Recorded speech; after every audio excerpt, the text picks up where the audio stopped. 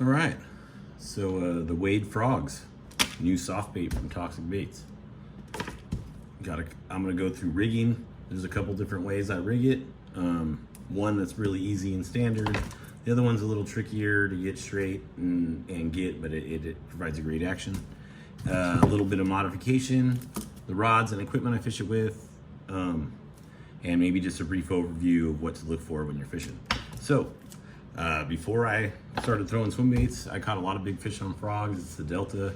It's where I've fished forever. So we have tons of big bullfrogs. Most people have some type of frogs. It could also imitate a crawdad, subsurface. I used to throw frogs like that. Like horny toads and ribbit frogs, things of that nature. I've thrown some really big rubber frogs, like musky ones, and had varied results. So it ended up with this. I developed this tail style for a swim bait I wanted to work on, and then I just kind of like materialized in my head, and this is where we're at. It's already caught fish near 10. It's doing great. So when you get this, you're gonna get a rigging kit. It comes with one of these screw locks. These large screw locks, you just clamp it onto the hook. This is a weighted 10-aught beast hook. These rig up on 10-aught hooks. So you can see I have a weightless here on this, weightless here on this. I prefer clamp-on weights or lead tape instead of the standard keel weighted thing, but you also receive these little bait buttons.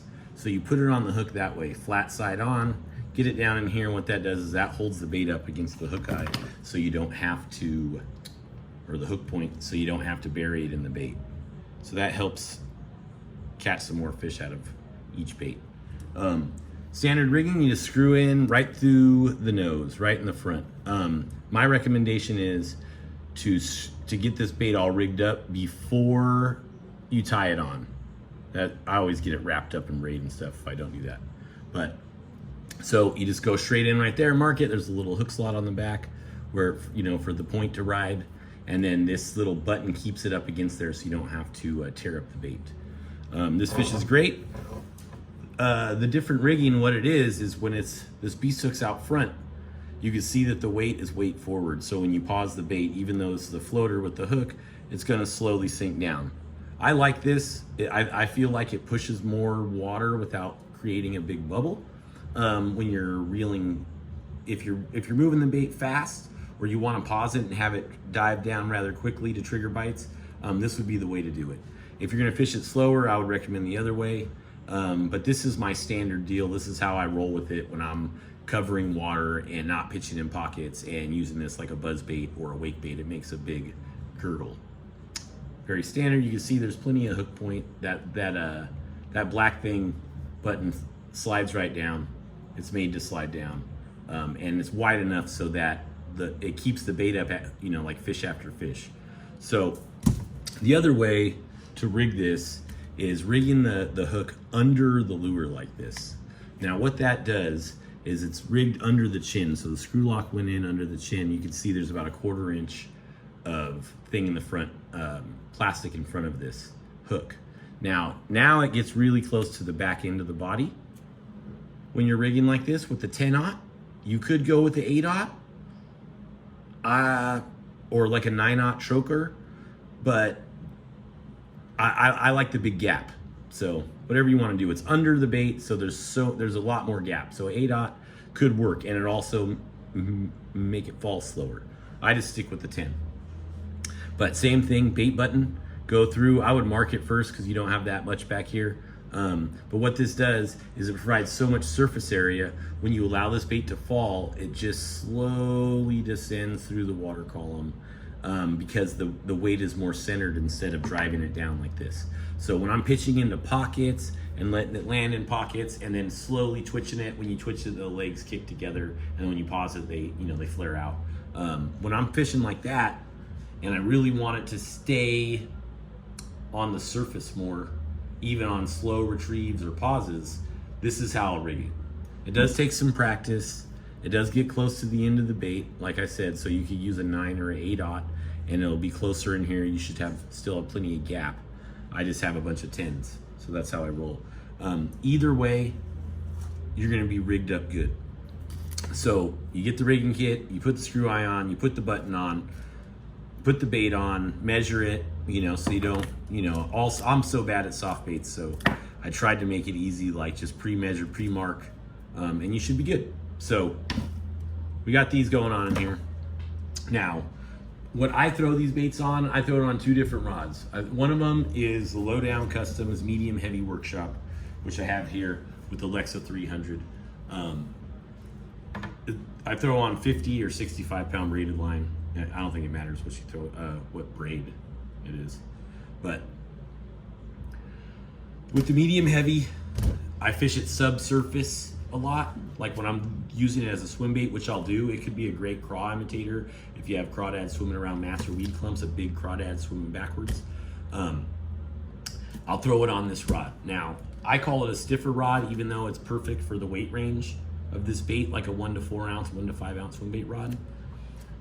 When I'm fishing this on the surface, and especially when the fish are really eating it aggressively, I know it sounds different because they're eating it aggressively. I like a softer rod. My favorite rod to fish this bait is on the surface, especially when I'm moving it quick or pitching it in pockets. I'll go with this more because I don't have such a tight line. When I have such a tight line, I really want them to eat it. So I throw this Kaimana 794. I just got it. It's the new rod from iRod. It's one of their new, out of their inshore lineup. This is one of the best rods I've used in a really long time, balance-wise, everything. But something in this is like a flipping stick, rated 2 ounces. It just has a lot more give than, say, the medium heavy swim bait rod. It has a lot of time. It allows the fish to load up on it. And in all my experience, even on throwing the smaller styles of this bait, of these buzzer type toads, I always lean towards the lighter rod because you just end up taking it away from them so fast because you're on a tight line so much. You're on tight line frog. With, a hollow belly frog, you'll be twitching it and they're slack, so you have that little bit of time. But when you're buzzing these big frogs and these big fish come up and eat it, even though they do grab it, they aggressively shark these things. So it could be from the side or the top and they come down. If you just let them swim with it, almost, I call it a Cinco bite, but you're not letting them swim for 5 seconds. But you could feel them pull, you want to feel them loading and swimming with that thing if you could take it before you just jack them. Most of the time when a big fish inhales this thing, in my experience, with this size, they have no problem coming up behind it and grabbing that thing, and your rod's just gonna load up and they're just so hot, you just want to stay on top of them. So I use a 6.3 on this Lexa gear ratio because that's all I have in the Lexa. But I mean, this is one of my favorite reels, and this is a perfect reel for this setup. It's the Daiwa Coastal TWS. They have the 150 now. That's probably a great one. I just haven't tried it yet. Even that would be large enough. But comes with a heavy handle. These things are tanks. They're smooth. It would be hard for me to say that there's a better choice for this style frog all around on this Daiwa Coastal 200. So those are my recommendations. And now when you're fishing it, I fish these very fast and aggressively. It's almost too hard to reel this style bait too fast. In certain conditions, like a lot of times you wouldn't expect that to trigger the bites, especially if you're fishing it slowly and hopping along and they just kind of swirl on it. Sometimes you could just buzz it by, and they really hammer this style bait if you haven't got into this. If you already fish the style bait, Stanley rivet frogs, stuff like that, you know what I'm talking about. They don't play.